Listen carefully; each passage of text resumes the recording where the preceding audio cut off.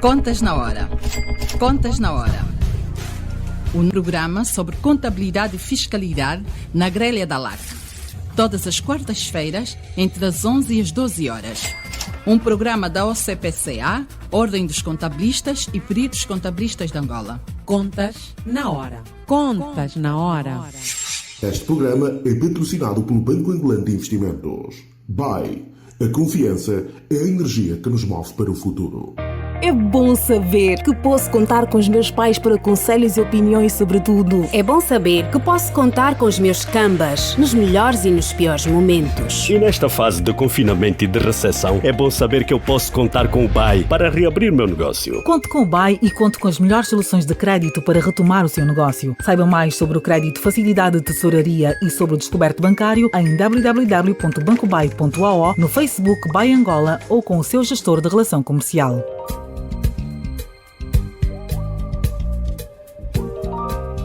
Estimados ouvintes, muito bom dia. Sejam bem-vindos à edição 190 do Contas na Hora, o programa de rádio da Ordem dos Contabilistas e dos Peritos Contabilistas de Angola. Eu sou a Cristina Silvestre e com todo o prazer cá estou todas as quartas-feiras, das 11 às 12 horas, para levar até si as últimas da atualidade relacionada com a contabilidade, auditoria e fiscalidade em Angola e no mundo. Hoje é quarta-feira, dia 1 de setembro de 2021. Este programa conta com a produção da JCSE Comercial, técnica de António dos Santos, realização de Joel Costa, coordenação de Mateus Gonçalves e na apresentação cá estou, Cristina Silvestre. Contas na Hora, o seu programa de rádio. Contas na Hora. Hoje vamos ter mais um Espaço Carreira e o nosso convidado de hoje é um dos profissionais da contabilidade que esteve nas bases da criação da Ordem. Tem provas dadas enquanto profissional de mão cheia e a sua empresa é uma das maiores, se não a maior empresa 100% angolana de auditoria no país e que atua internacionalmente. Já formou muitos jovens e hoje são destaque na profissão e poucos sabem, mas a Ordem, antes de alugar espaço e ter espaço próprio, começou por alguns meses a funcionar no mesmo espaço físico do seu escritório. Falo-vos do Dr. Luís Neves, membro OCPCA. Bom dia, Dr. Luís Neves, e seja muito bem-vindo ao Contas na Hora. Bom dia, Cristina. Bom dia a toda a equipa do programa por me darem este momento para falar um pouco de mim. Nós é que agradecemos, doutor, por aceitar o nosso convite. É uma honra contar com a sua presença nesta edição do Contas na Hora, porque andamos atrás do doutor Luís Neves há mais de 3 anos para fazer esse espaço de carreira. Por isso esse programa vai ser muito, muito emocionante para mim por ter aceito nesta edição. Doutor Luís Neves, vamos à primeira questão. Quem é o doutor Luís Neves? Onde nasceu? Cresceu? Onde frequentou o ensino primário e os outros níveis de formação? Eu nasci em Luanda, mais concretamente no bairro Marçal, em 1959, tenho 62 anos de idade. Fiz o meu ensino primário entre a Escola 294 e a 174 em Luanda. Fiz o meu ensino preparatório no então Liceu Dom João I, pós-independência Augusto Mangula. Passei pela Escola Industrial Antônio Oliveira Salazar, mais tarde fundido e chamado Carlos Marcos Matarenco. Por sinal, num curso que nada tem a ver com a nossa profissão, e optado por 2 caminhos: ou seria agente agrícola e iria para o Tivingueiro na época, ou iria para a secção de construção civil na Escola Industrial Oliveira Salazar. Mais tarde, questões difíceis da vida, algum grave acidente, acabei por mudar de área, fui para as áreas da contabilidade, bastante incentivado por um professor da Universidade Agostinho Neto, e então meu chefe na Companhia Diamantes de Angola. Comecei a trabalhar muito cedo, que é outra parte da minha história de vida, que me incentivou, já que eu tinha feito um percurso também já pela imprensa nacional, incentivou-me a abraçar as contabilidades. E foi aí que eu comecei a minha caminhada na área da contabilidade, passando primeiro por uma escola técnica na Lunda Norte, no Luxinene, que fica entre Fucaúma, entre o Luxilo e hoje Zaja, em Tandrada, à época. continuei os meus estudos, depois fui para Portugal, estive em Portugal, no Instituto Superior de Contabilidade da Administração de Lisboa, não terminei e continuei a minha carreira profissional. E aqui na minha carreira profissional, há de facto um percurso que começou aos 9 anos. Eu, desde pequenino, gostei de ter o meu dinheirinho no bolso, nunca gostei de pedir dinheiro nos meus pais para muita coisa, pelo menos para aquilo que era para os meus gastos normais. Depois, nos desvaneios de miúdo, eu sempre trabalhei, né? Comecei a trabalhar aos 9 anos, né? Naqueles períodos de férias, fui bate-chapas, trabalhei também em ajudante mecânico, depois passei para a impressão offset, e é a impressão offset que me leva para a Imprensa Nacional de Angola, e na Imprensa Nacional de Angola acabei por ir para o quadro geral de aprendiz da Imprensa Nacional de Angola e depois para o quadro de auxiliares da Imprensa Nacional de Angola como primeiro aprendiz de offset, mais tarde como ajudante de offset, e por questões que levaram a alguns problemas na área administrativa da Imprensa Nacional, na época, tinha eu 14 anos, a caminho dos 16, fui para a tesouraria da Imprensa Nacional de Angola e aos 16 anos comecei a ter responsabilidades, a ter que lidar com dinheiro, a ter que lidar com responsabilidade, a ter que tratar daquilo que eram os recebimentos e particularmente os recebimentos das vendas da produção gráfica da imprensa. Daí passei para a contabilidade, fui auxiliar de contabilidade, fiz o percurso todo na contabilidade da imprensa, sou convidado em 1979 para ir para a Companhia Diamantes de Angola e aí sim é que eu fui de facto bastante estimulado pelo professor António Baltazar Mortal, que mais tarde vinha ser assistente dele em Portugal, na tese de doutoramento. Então aí sim consegui, a partir de 70, comecei de facto a fazer uma carreira profissional da nossa profissão de forma apaixonada, não é? Na Companhia Diamantes de Angola passei por quase todas as secções, tendo feito um percurso também longo, com alguns anos na zona mineira, trabalhando na contabilidade analítica de exploração de diamantes e de outras atividades acessórias e suplementares da então Diamang, hoje em Diama, com algumas pessoas que hoje até lideram o setor a mais alto nível. Em 1985 vou para Portugal, por questões de saúde, e acabo por ficar. Neste intermédio tive cerca de um ano hospitalizado. Entretanto, mal saí do hospital, mesmo canadiana, decidi trabalhar e é aí que eu vou para o ISCAL também, né? Na altura, vou para uma Sociedade de Revisores Oficiais de Contas em 85, 86, onde tive o privilégio de trabalhar com nós aqui, peritos contabilistas em Portugal, Revisor Oficial de Contas número 2 de Portugal. O professor António José de Almeida já tinha na altura por aí 90 anos, uma figura que também acabou por ter um papel muito grande na minha preparação enquanto profissional e que deixou-me alguns valores extraordinários e que vieram ser decisivos naquilo que eu depois vim a ser. Em 1989, se não estou em erro, vou para a Coopers & Lybrand. Eu sou convidado pelo senior partner da Coopers, hoje PricewaterhouseCoopers, o Dr. João Eduardo Belchior Nunes, para ir para a Coopers, já com uma visão de eu regressar para Angola. Ele conhecia um pouco da minha história, até porque um grande amigo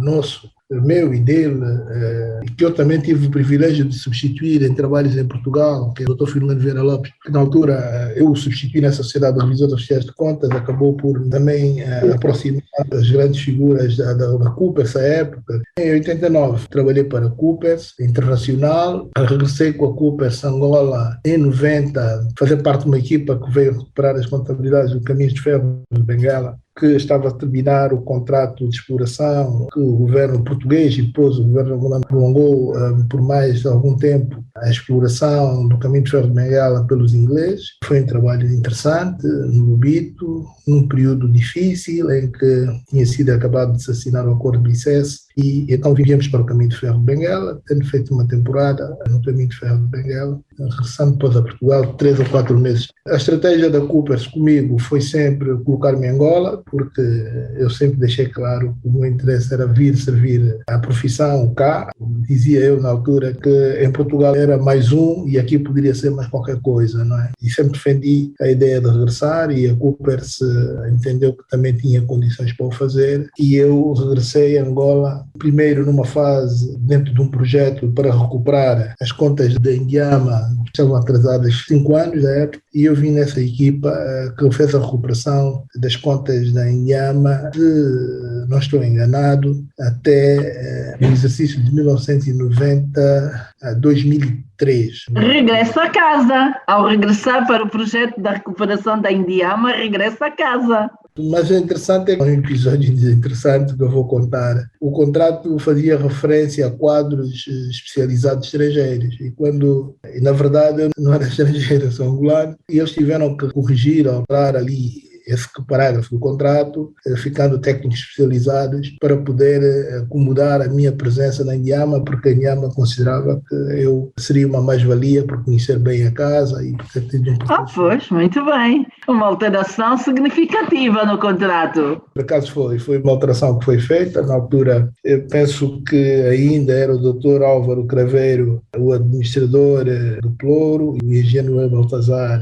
Não havia administrador, havia diretor-geral adjunto e diretor-geral, e foi feita essa alteração e assim foi permitido que eu voltasse como numa condição de expatriado para o projeto da Indiama, que felizmente correu bem. Entretanto, eu também já trazia como incumbência a tarefa de auxiliar a delegação da Coopers, que ainda era uma delegação, não existia a Coopers Angola, portanto, a única, se não estou enganado também, a única empresa matriz internacional, mas de direito angolano, era a Ernst & Wiener, hoje Ernst & Young, que estava em Angola. Todas as outras tinham escritórios de representação e tinham delegações em Luanda. Portanto, os trabalhos eram feitos a partir de fora. A estratégia da Coopers era tentar, já naquela altura, criar a Coopers Angola e dar corpo a um projeto angolano. Coisas foram se atrasando por vários motivos. Deixa Coopers porque o projeto, que era o motivo de eu regressar a Angola, que era criar uma base na profissão com quadros nacionais, e aí já tínhamos feito muita coisa, já tínhamos muitos quadros nacionais, alguns que depois até acabaram por ir para Coopers comigo,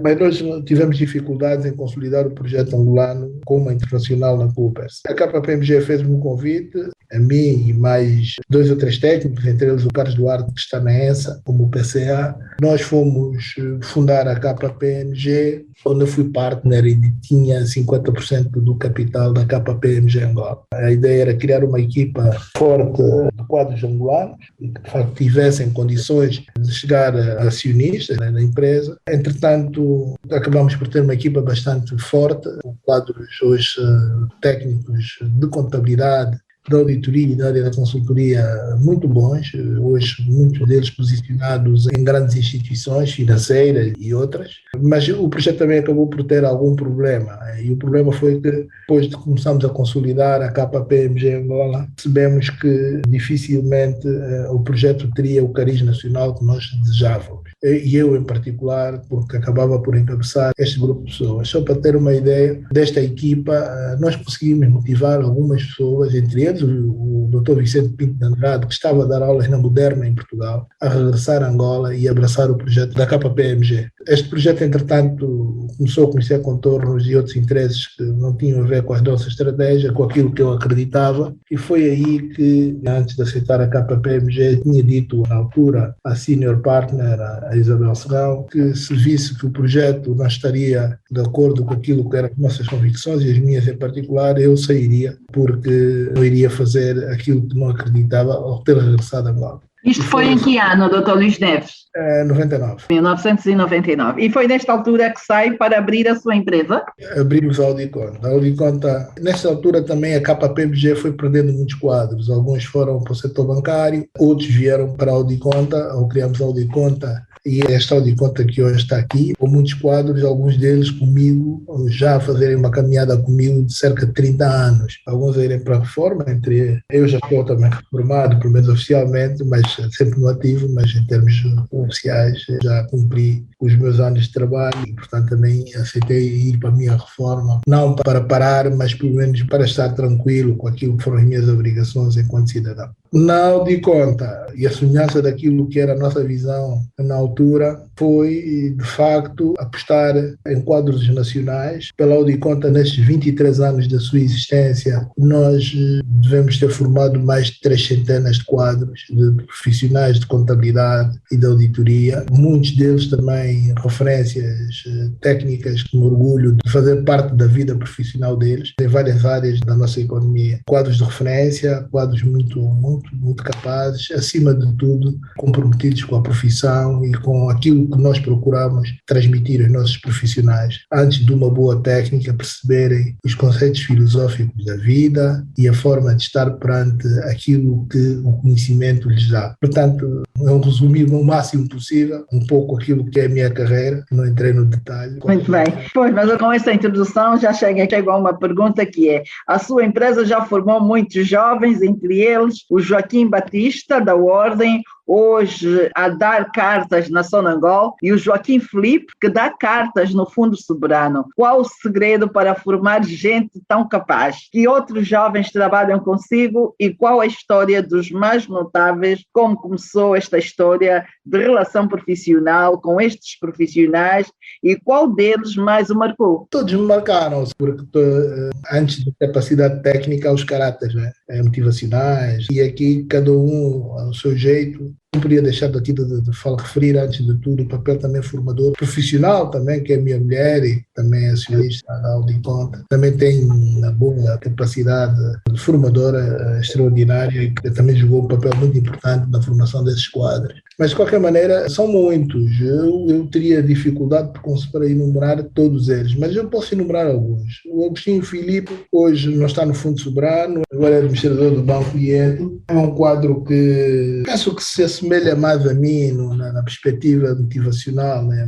mais próximo a mim. Foi delegado da Audiconta em Cabo Verde, técnico também com muita qualidade. Temos o Joaquim Batista, quadro com muito seguro nos números que produz. Temos o nosso atual diretor executivo da Audiconta, porque nós também já estamos a fazer a nossa transição para os mais novos liderarem o projeto da Audiconta. O Vítor Fabrício. Temos o Gil Cristo Adolfo, que hoje tem um projeto, a sua própria empresa de contabilidade e que nós, a Audiconta, também damos o nosso apoio. Temos no setor bancário outro administrador do banco do BMF, o Vladimir Conde Gaspar. Eles são tantos que eu teria muita dificuldade a estar a destacar todos eles, mas que são para cima de 3 centenas. Nós, quando fizemos os nossos 20 anos, fizemos um survey onde, neste projeto, juntamos várias gerações da Audiconta e foi extremamente interessante vermos hoje quadros bem posicionados, com famílias constituídas,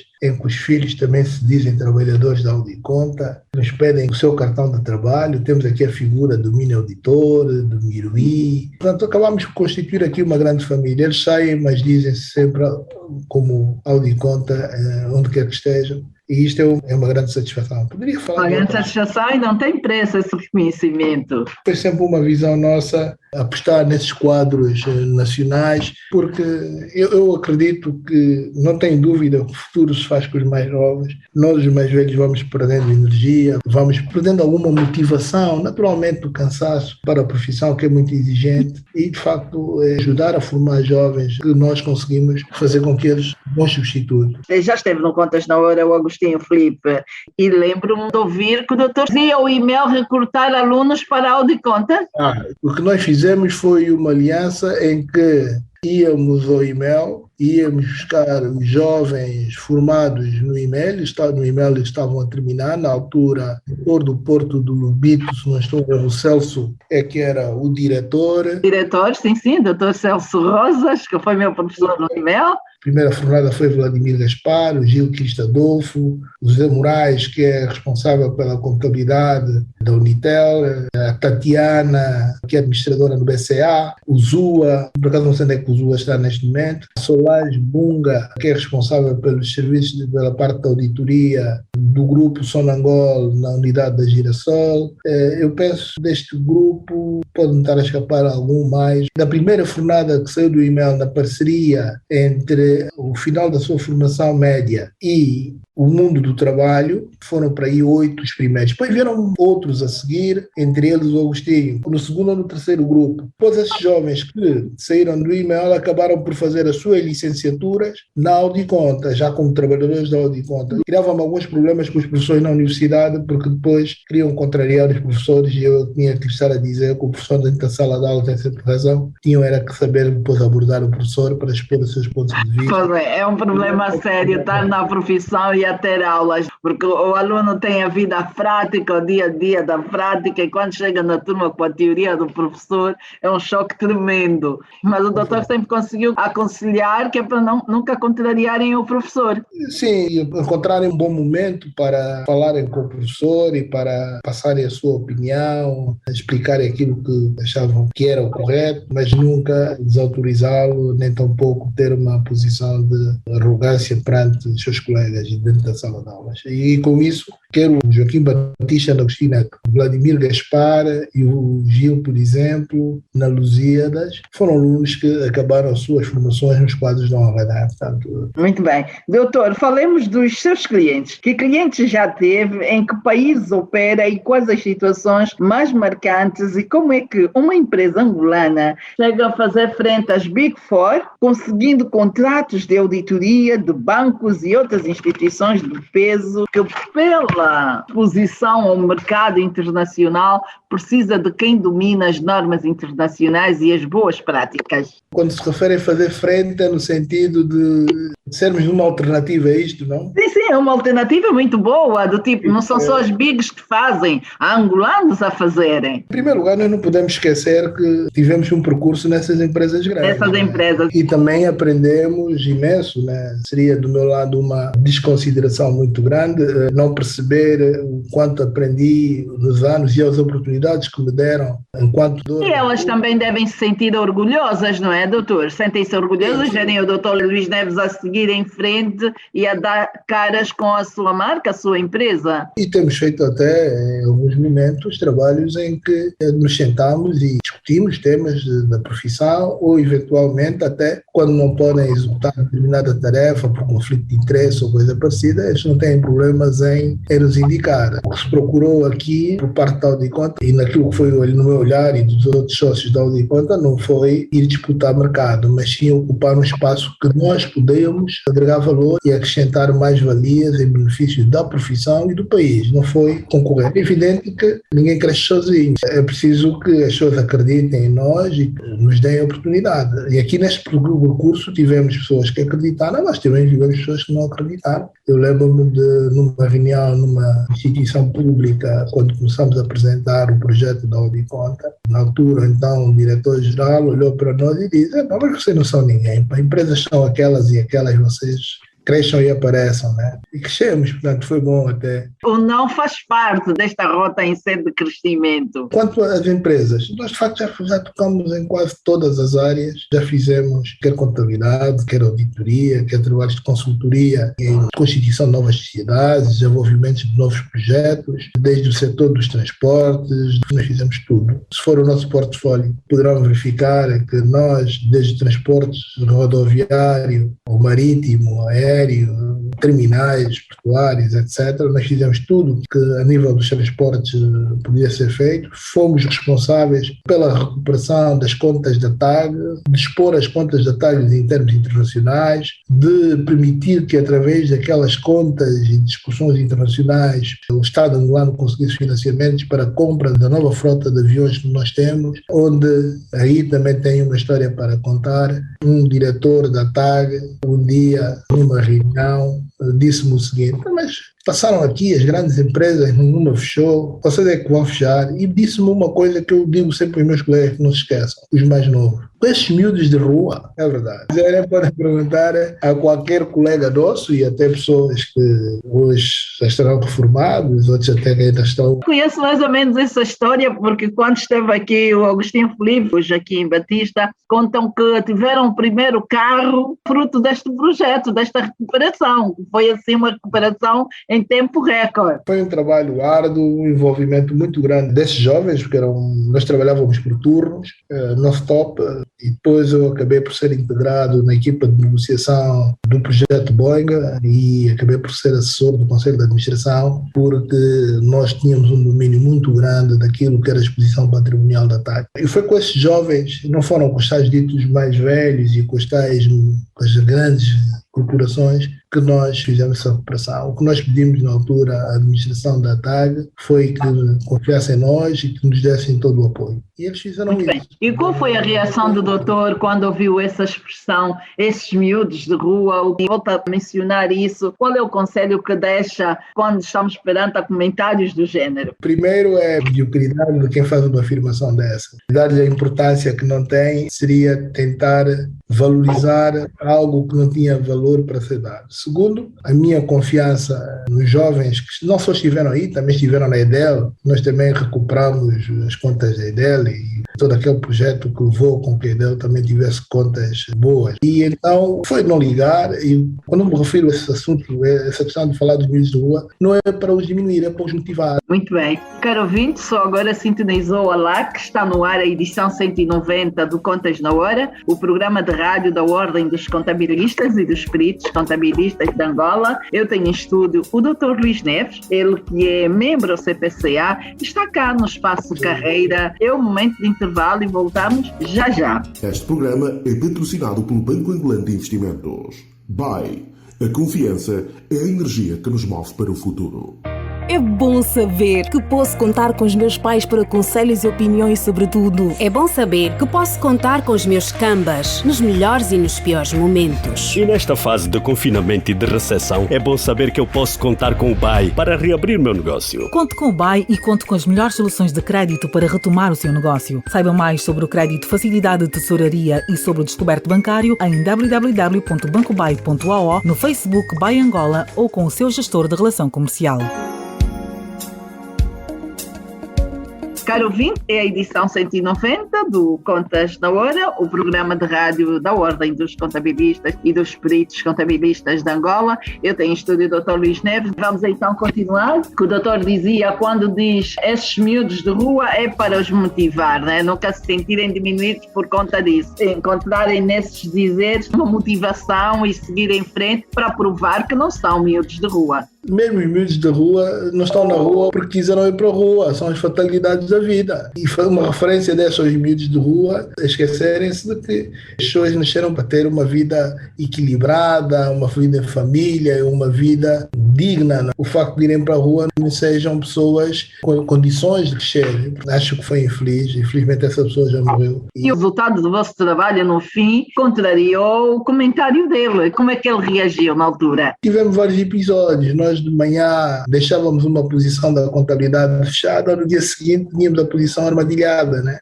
Mas essas armadilhas são antigas, existem até hoje, doutora. Então nós tivemos que, num dado momento, e aí o Conselho de Administração da TAG foi extraordinário, nós pedimos para formar 2 times e pedi que me desse a possibilidade de escolher da equipa da TAG quem faria parte da equipa mista de trabalho. Muitas dessas pessoas que já não estudavam voltaram para as escolas e hoje acabaram suas licenciaturas e são profissionais também de referência na TAG, mas nós tivemos que montar ali algumas condições de backup para nos protegermos. De facto foi bom. Eu recordo-me que quem auditava as contas da TAG era Ernst & Young, um dos partners da Ernst & Young no ano em que voltou para auditar as contas, porque elas tinham de ser submetidas, portanto, para as contrapartes internacionais e o Estado angolano. Foi que ele começou a falar do tempo dele. No nosso tempo, contabilidade, e eu o que é que fiz?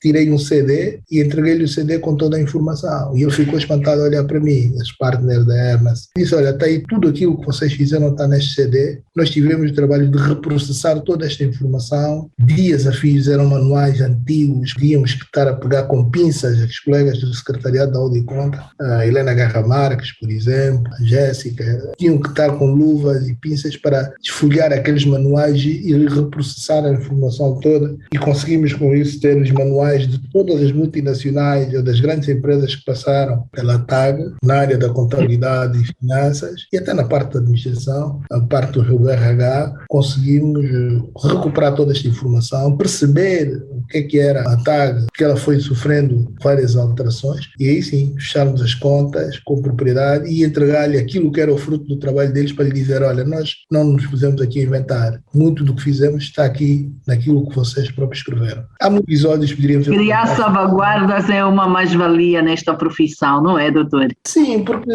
a contabilidade é feita na base do princípio da continuidade e muitas das vezes o suporte da informação e aquilo que podem ser discussões técnicas, não no princípio da lógica da partida dobrada, daquilo que são os fundamentos da contabilização, tem muito caso subjacente a decisões, e essas decisões depois têm impactos que podem refletir-se de maneiras diferentes nas demonstrações financeiras, mas foi importante nós fazermos esse trabalho na TAG, nessa perspectiva de perceber o histórico da companhia, e não ficamos por aí, acabamos por depois inventariar todo o património da TAG em Angola, em todos os partes de onde eles estão nos outros países, e identificar a posição dos ativos imobilizados da TAG em todo o lado e atualizar aquele cadastro, que foi uma outra grande luta. Fizemos mais, fizemos uma coisa engraçada na TAG, onde mais uma vez a administração da TAG ajudou. Foi fazermos as jornadas técnicas, trazer toda a TAG para as discussões dos impactos dos seus atos de gestão naquilo que podia ser a qualidade das demonstrações financeiras. E a primeira grande jornada técnica foi falar com números. As críticas na TAG era que a TAG não tinha contas. Nos anos a seguir era que as contas não estavam certas. E nos anos a seguir, foi preciso dizer por que número é que as contas não estavam certas.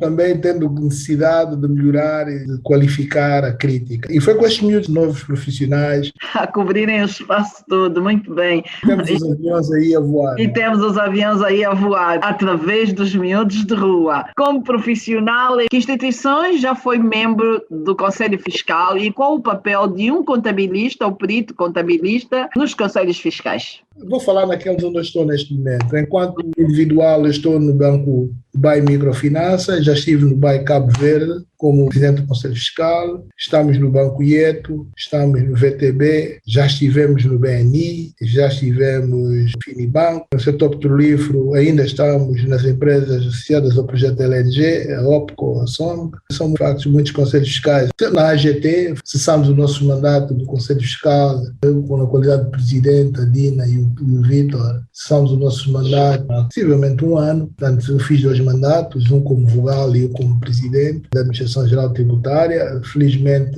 quero deixar também aqui o agradecimento público pelo reconhecimento que a AGT nos deu, pelas nossas contribuições e por aquilo que era a nossa função enquanto membros do Conselho Fiscal. 2 papéis fundamentais de um membro CPCA num Conselho Fiscal. O que é que não pode escapar? Não começaria o que é que não pode escapar. Primeiro, ele estar convicto que tem capacidade para ser membro do Conselho Fiscal. É um cargo que normalmente as pessoas pensam que é um cargo menor. Não, é um cargo que nós só nos apercebemos da sua importância quando há problemas. Para ir para o Conselho Fiscal de qualquer organização, primeiro é fazer a sua própria avaliação da sua capacidade para aquela função. Segundo, para além dos conhecimentos fundamentais da utilização das nossas ferramentas que nos permitem aferir aquilo que são os atos de gestão e aquilo que corresponde à integridade das demonstrações financeiras, é perceber o ambiente e a área de negócio em que se vai trabalhar. Os números só por si só têm sentido quando nós conseguimos falar com eles. Falar com eles é entender o negócio. E por último, a equipa. Que equipa é que vai trabalhar? Os conselhos fiscais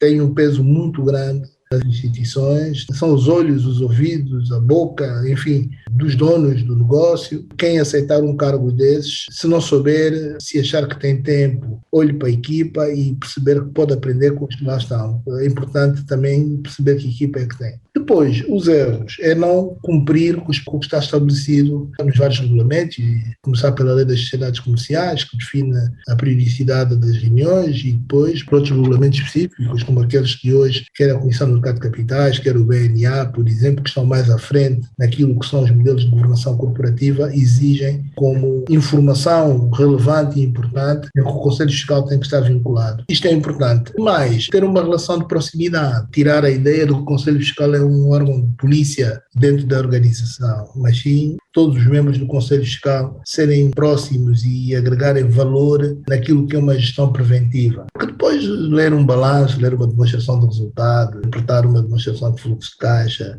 reconciliar contas, olhar para aquilo que são os reportes ou a substantivação dos documentos que permitem validar se as transações são elegíveis, se não são elegíveis, se obedecem os princípios e os requisitos para serem gerados, é outro assunto, mas isso aprendemos, né? Normalmente no dia a dia na escola e ao longo das nossas profissões, e até, um caso mais recente, naquilo que a própria CPCA tem tentado a fazer, que é ajudar também a agregar mais valor para qualificar melhor os seus membros nas funções que possam vir a exercer como membros do Conselho Fiscal. Mas este é que é o primeiro passo, é entender e estar consciente de que se é ou não é capaz. E as visitas periódicas dos membros do Conselho Fiscal facilita detectar as situações que não estejam alinhadas às boas práticas e solicitar, inclusive, que a equipa vai fazendo correções e assim no final não tenham só um relatório com problemas e mais problemas, certo? Exato, por isso é que eu digo, a relação de proximidade com a gestão é importante, é exatamente para ajudar preventivamente a eliminar um conjunto de problemas que depois só são levantados exatamente porque veio o auditor, que é aqui outro problema que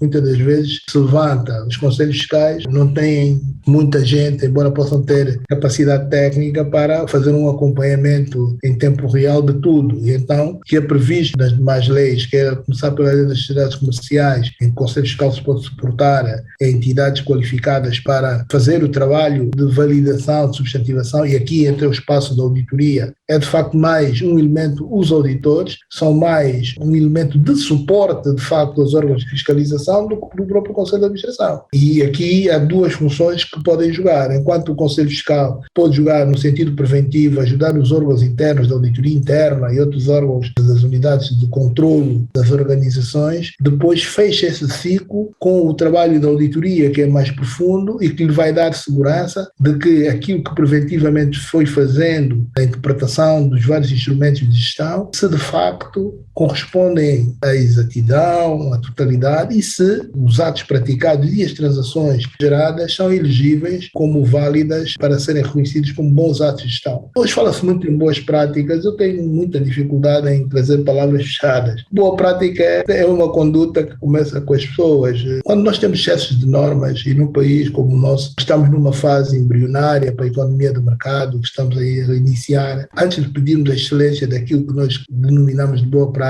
é pedirmos boa conduta no sentido profissional e definirmos etapas muito precisas para a implementação de determinadas regras. Muito bem. Doutor, sente que o profissional de contabilidade já é valorizado? Eu penso que somos uma das classes mais fortes das profissões em qualquer país do mundo. Se há uma coisa que não diverge nenhuma profissão é o dinheiro. E o que nós tratamos é de dinheiro. O resultado final dos atos médicos é receber... Vai dar dinheiro, exatamente, e o contabilista tem que lá estar? Exatamente. Temos um decano da nossa ordem. No primeiro curso que fizemos em 2010, de capacitação dos profissionais, estávamos a ter uma aula de ética. Aqueles cotas todos naquela turma parecia a escolinha da terceira idade, porque os mais novos era eu, e era tudo mais velhos que hoje estão na casa dos 70 e poucos anos. Então eles brincavam como se tivessem voltado à escola, mandavam umas piadinhas, mandavam um papelinho para o outro, e o Antônio Oliveira fugia da sala para ir fumar o seu cigarrinho. Antônio Oliveira e mais alguns colegas mais velhos. E ele estava a entrar na sala, a professora estava a dar a aula de ética, e ele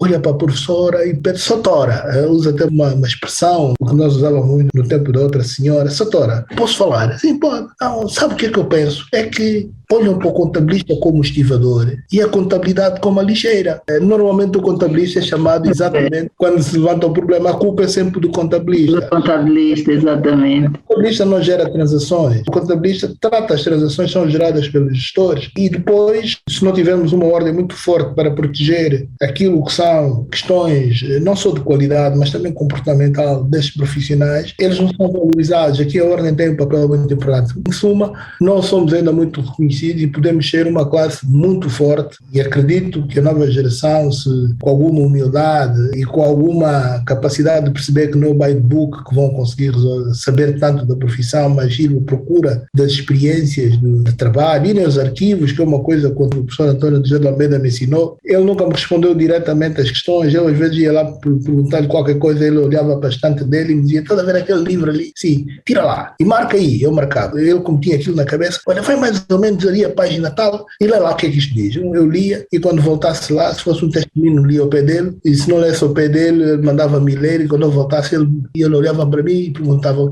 "E qual é a tua opinião?" Eu não me respondia logo, porque até os arquivos, os livros são importantes. Então os mais velhos que estão vivos também são muito importantes estudantes para passar a sua experiência, não o conhecimento académico, até porque hoje os nossos profissionais de contabilidade, muitos deles têm boa formação de excelência, vindo de grandes universidades, muitas do exterior, e não é por aí que está o problema, mas sim num percurso que a vida vai ter que lhes dar e que eles, nos certos momentos, vão precisar exatamente deste arquivo, a começar pelo arquivo morto, que nós chamamos de arquivo morto, e o arquivo vivo, que são os mais velhos, que ainda cá estão, não são muitos, ainda já na profissão, mas que ainda para dar alguma resposta. Esteve na fundação da Ordem, que hoje vai na sua terceira geração. Sabemos que a Ordem começou a operar no mesmo espaço físico onde funciona o seu escritório, ou seja, cedeu pessoas, espaço para a Ordem no início. Conte-nos tudo sobre isso. A Ordem começou com um movimento muito interessante, já no início dos anos de 73, com alguns mais velhos. Em 96, eu ainda estava na Coopers, nós começamos com um movimento que queríamos criar a Associação dos Profissionais de Contabilidade. Em março, não estou em erro, foi entre 20 e 23 de março de 1996. Entretanto, o Ministério das Finanças, num pacote que envolveu o Banco Mundial, que tinha a ver com a revisão dos planos de contas, quer o PGC, quer o CONTIF, o setor bancário, incluiu também um trabalho para a constituição de uma organização de profissionais angolanos. Lembro-me que a primeira pessoa do Banco Mundial com quem falamos a partir de 96 foi o Sr. Banef. Depois começamos a ter reuniões ainda enquanto comissão dinamizadora do Ministério das Finanças, que também ia cedendo a espaços uma sala, com algumas pessoas que já morreram, entre eles o Marcolino Meireles, o José Brito, o Espírito Santo, o Barbosa, a Filomena Amaral, o Bong, infelizmente partiram. Nós fomos trabalhando, até que chegou uma altura que ainda fizeram-se 2 reuniões, algumas na Consulana, do nosso caríssimo colega João Abreu, e outra, se não estou em erro, na Bacácia. Já logo a seguir, ainda enquanto comissão dinamizadora, a base do grupo dinamizador foi de facto a Audicom, que esteve há alguns anos, não foram meses, há alguns anos, a resolver e a tratar dos assuntos da Ordem com o suporte dessa equipa administrativa da Audiconta e disponibilizando todas as suas condições para que nós conseguíssemos fazer passar os nossos estatutos, que levou muitos anos para que conseguíssemos aprová-los. Essa aprovação veio acontecer depois das últimas reuniões. Não posso esquecer também do Dr. André Lopes, que foi o nosso primeiro coordenador da Comissão Dinamizadora, que na altura teve que ir para o Banco Nacional de Angola e por incompatibilidade passou o Júlio Sampaio a liderar o grupo, e foi aqui na Audiconta que todo o suporte, que era administrativo, logístico e enfim, foi dado para que a Ordem, até a sua primeira comissão instaladora, logo após de termos conseguido fazer aprovar os nossos estatutos pelo Estado angolano, depois disso decidimos então, 2 membros particularmente, assumir os custos da Ordem com uma nova instalação e com uma nova estrutura, até porque se confundia a Audiconta com a comissão instaladora da Ordem. Foi assim que nós fomos ali para baixo, pós coqueiros, instalamos, fomos criando condições até as primeiras eleições. Ainda tivemos uma segunda comissão instaladora e depois em 2014 a eleição dos primeiros órgãos sociais da Ordem, em que também fui eu o mandatário da lista vencedora, né? Foi aqui na Audiconta que tudo começou. Muito bem. Quais os desafios dos profissionais de contabilidade hoje e no futuro, e o que deve ser feito para enfrentá-los com destreza? Em primeiro lugar, acreditarem na profissão e apaixonarem-se por ela mesmo. É apaixonante, mas depois não há disponibilidade para ela, não é? Porque é uma profissão que a característica de um contabilista ou de um auditor ou até de um consultor na área das económicas, por exemplo, em matéria também tributária, também que hoje é uma parte integrante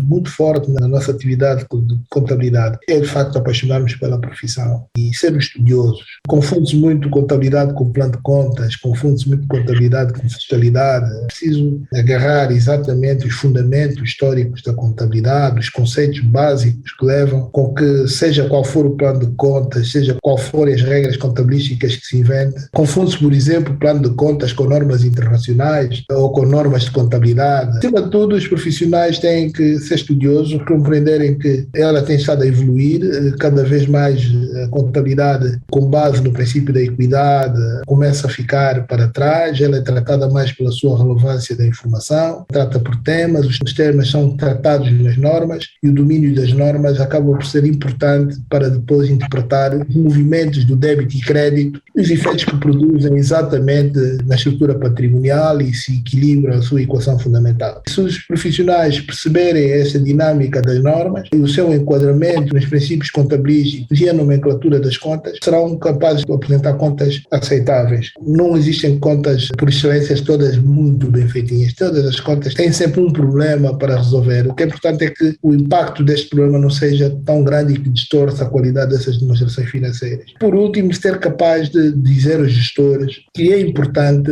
perceberem que eles é que são os geradores da informação. O contabilista trata factos consumados, poderá projetar orçamentos, projetar outras coisas, mas na verdade todos os fluxos são gerados pelos órgãos de gestão e pelos donos desse negócio, e que se não trouxerem a informação com a qualidade desejável, a contabilidade vai ser sempre má e o contabilista em última instância será o culpado. Antes de falarmos de um bom contabilista, era ter os contabilistas capazes de transmitir aos seus gestores ou para as entidades que prestam os seus serviços a importância de perceberem as várias leis que regulam a contabilidade e a informação que é prestada pela contabilidade. E é aqui que começa uma grande fronteira das disputas e das grandes discussões em que nós ouvimos sempre que a culpa é do contabilista. É a obrigação de preservar a informação, a confidencialidade, mas também tem a obrigação de comunicar, de evidenciar essa comunicação a quem decide sobre os números que vão ser reportados. Nós discutimos durante muitas vezes se o contabilista, no exercício da sua função, era um elemento que devia fazer denúncias. Está aqui entre a fronteira da moral e a ética. Eu penso que o primeiro passo do contabilista é, mesmo que faça uma operação que não concorde, ele vai escrever e dizer: eu não concordo, mas você é o dono das contas, a transação vai ser feita, mas eu tenho aqui um papel que diga que claramente diz que foi você que decidiu, e como você é o dono é que me paga, depois vem o problema de não paga o seu salário, não paga não sei o quê, e o contabilista fica de mãos atadas. Ou então, se tiver condições, renunciar, ir embora e se calhar ir para o desemprego e não comer o seu pão de cada dia. Então precisa aqui encontrar o bom senso e encontrar equilíbrio. E aqui é a questão que se impacta daquilo que se chama de boas práticas, né? Essas boas práticas têm senso comum e se tem uma conduta que evidencia que o profissional foi diligente e que ele não é responsável pelos atos, mas sim foi levado a fazer um ato que discordou. Ele fez porque donos das contas, em última instância, são os sócios, são os acionistas, esses é que definem tudo, né? O Estado, se for o Estado, se forem empresas públicas. E só com a maturidade da profissão, só com o respeito que é adquirido, é que esses problemas vão diluindo e essa transição é feita. Porque nós quisemos ir para rupturas de extremos, das chamadas boas práticas, quando todos os valores que concorrem para essa boa prática ainda não estão consolidados, nós estamos a criminalizar ou eventualmente a levar com que esses profissionais muitas das vezes se vejam impedidos de crescer até com os erros que os próprios gestores praticam. É uma fronteira que é bom então os mais novos irem beber dos mais velhos um bocado dessa experiência e ensinar-lhes um pouco a não ficarem na linha da contornação profissional ou qualquer coisa de algum ato, mas assim ele poder evidenciar que fez tudo ao seu limite enquanto profissional para que determinados erros, por exemplo, que concorram em fraude, não se pratiquem. Portanto, há aqui uma fronteira entre a moral e a ética, em que hoje nós trazemos boas práticas e depois temos um conjunto de leis que não estão alinhadas e que depois o próprio profissional acaba por ter culpa por não ter culpa ou eventualmente a não ter possibilidade de ter o seu pão na boca porque foi de facto no limite daquilo que era a sua decisão, que é a ruptura. Muito bem. Pronto, e aqui o doutor já acabou por deixar recomendações para os contabilistas, os mais novos sobretudo. Eu ia querer que o doutor falasse então das recomendações para as empresas e para a Administração Geral Tributária. Bom, para as empresas, o que eu digo é que as empresas só serão fortes quando os donos das empresas conseguirem transmitir aos seus gestores aquilo que eles de facto querem. Se não transmitirem, o gestor vai fazer o que acha bem, né? E se calhar acaba por não praticar os meus atos, que é a perspectiva dos donos, gestores, mas aí não há muita margem para discutir. Por exemplo, o setor empresarial público. Eu não concebo nós havermos homologações de plano de gestão quando as ferramentas que devem levar a um compromisso de gestão, os gestores não estão vinculados ou não se revêem ou não se comprometeram. Eu refiro-me a algumas ferramentas importantes, como os orçamentos, planos de negócios, planos estratégicos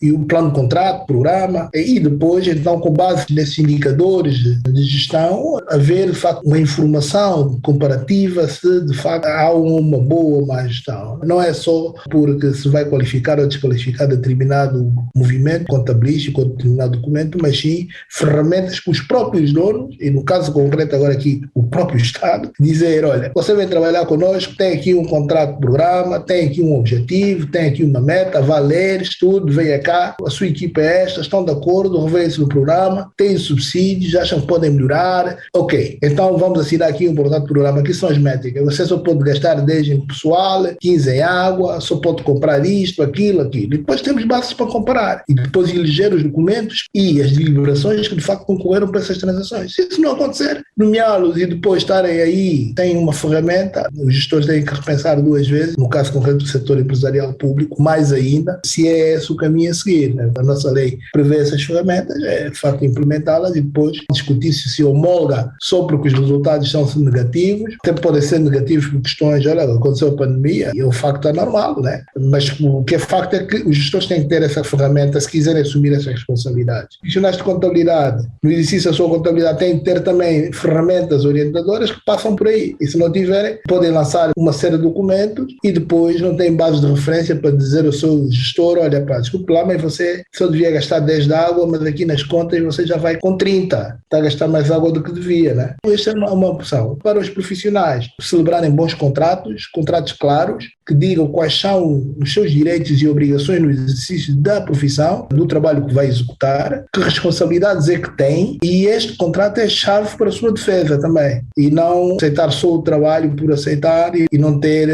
espalmado neste contrato os direitos e obrigações, procedimentos metodológicos, tipos de informação a ser disponibilizada, tempos em que eles devem ser entregues, etc. Para a GT, a função do Estado é cobrar imposto, mas há uma coisa que é real, não devemos cobrar imposto acima da taxa de esforço daquilo que se pode pagar. É como pedir um crédito bancário. Quando nós vamos pedir um crédito bancário, a primeira coisa que os bancos nos pedem é analisem a nossa taxa de esforço, se temos rendimentos para pagar o crédito. No imposto é igual. Os conceitos de Laffer é muito claro. Eu, se tentar cobrar mais imposto do que aquilo que for o meu esforço, é evidente que eu não vou pagar. Se eu tentar cobrar 100% de 100, eu deixo de trabalhar e, portanto, se deixo de trabalhar, eu começo a produzir zero. E, portanto, se eu tentar cobrar 100% de zero, eu recebo zero. Então é preciso que a administração fiscal compreenda que tem que haver aqui alguma avaliação clara daquilo que são os nossos impostos e do peso dos impostos naquilo que são os cash flows das empresas, que afetam a liquidez corrente e que afetam o profit, os resultados em termos de imposto industrial. Eu acho que nós deveríamos aligerar e simplificar os procedimentos de imposto em Angola, designadamente em algumas áreas, como o IVA. Acho que tem uma mecânica que nós arrancamos na excelência, devíamos arrancar um bocadinho mais aligerada, por exemplo, na taxa,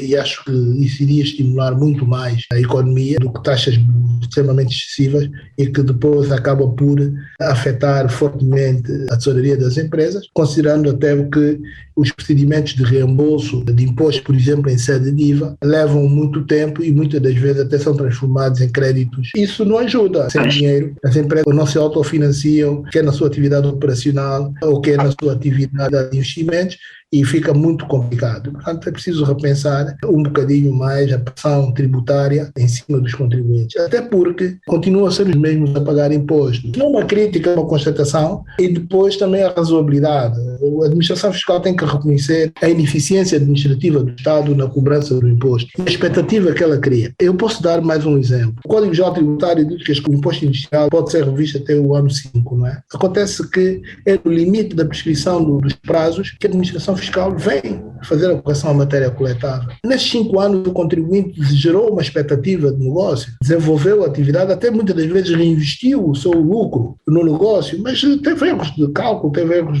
contabilísticos, erros de não elegibilidade elegibilidade de transações em sede das leis aplicáveis, mas nesses 5 anos ele não parou, continuou a operar, e no fim de 5 anos nós estamos a vir corrigir a matéria coletável com um impacto brutal na atividade das empresas e na sua própria continuidade, e dizemos que é lei. Esquecemos que a lei é servir os cidadãos e servir acima de tudo os profissionais, e que há aqui uma ineficiência do Estado. A administração fiscal tem que ter aqui alguma razoabilidade. Eu penso que a AGT, não só a AGT, o Ministério das Finanças, tem que olhar aqui para uma realidade que não pode esconder ou se tapar o sol com a peneira. Melhorou muito o sistema fiscal angolano no que diz respeito à sua intervenção e aos novos procedimentos aplicáveis à fiscalidade, mas nada nasce hoje sem passado, né? E esse passado que concorre para o dia 2 tem impactos muito grandes, e é preciso alguma razoabilidade e algum critério de compreensão na avaliação do contribuinte, que não pode ser só linearmente o que está na lei, quando na verdade existe um conjunto de factos que concorreram, onde o próprio Estado faz parte, e a administração fiscal também faz parte, com a sua ineficiência, e não assume. Não assume. Pois é, este é o grande problema. Irem fiscalizar uma empresa depois de 5 anos, ninguém merece. Vêm as penalizações altíssimas, e muitas empresas já nem têm capacidade financeira para honrar essas penalizações, já não conseguem. Umas até já estão fechadas, já desapareceram. É preciso olhar para a antropologia dos impostos, o perfil cultural dos impostos, olhar para os impostos numa matriz histórica, olhar para os impostos numa matriz económica, não olhar só para os impostos numa base da lei, nua e crua, quando ela também é ineficiente na sua aplicação. E então, o resultado final, os números falam por si, e quando eles não correspondem à eficiência e os resultados para continuar os negócios, esses negócios param, e os resultados finais é que muita gente vai para o desemprego e perde o país e perde a economia. Grande nota, Dr. Luís Neves. O nosso muito obrigado por este momento, 1 hora de conversa com o Dr. Luís Neves. Doutor, nosso muito obrigada mesmo. Continuação de boa semana laboral. Um forte abraço. Obrigado para vocês e para o programa. Muito obrigada, doutora. Este programa é patrocinado pelo Banco Angolano de Investimentos. BAI. A confiança é a energia que nos move para o futuro. É bom saber que posso contar com os meus pais para conselhos e opiniões sobre tudo. É bom saber que posso contar com os meus cambas nos melhores e nos piores momentos. E nesta fase de confinamento e de recessão, é bom saber que eu posso contar com o BAI para reabrir meu negócio. Conte com o BAI e conte com as melhores soluções de crédito para retomar o seu negócio. Saiba mais sobre o crédito Facilidade de Tesouraria e sobre o descoberto bancário em www.bancobai.ao, no Facebook BAI Angola ou com o seu gestor de relação comercial. Caro ouvinte, era a edição 190 do Contas na Hora. O nosso convidado é o Dr. Luís Neves. Espaço de Carreira é a voz da experiência no mundo da contabilidade e auditoria em Angola. E assim chegamos